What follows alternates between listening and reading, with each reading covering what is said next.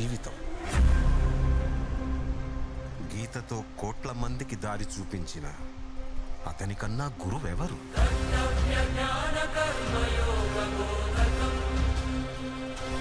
రక్షణ కోసం సముద్రం మధ్యలో ద్వారకా నగరాన్ని కట్టిన అతనికన్నా గొప్ప ఆర్కిటెక్ట్ ఎవరు?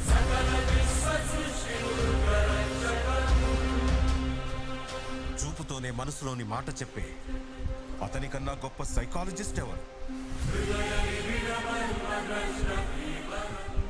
ధర్మం కోసం యుద్ధం చేయమని చెప్పిన అతన్ని మించిన వీరుడెవరు? కరువు కష్టం తెలియకుండా చూసుకున్న అతన్ని మించిన రాజెవరు?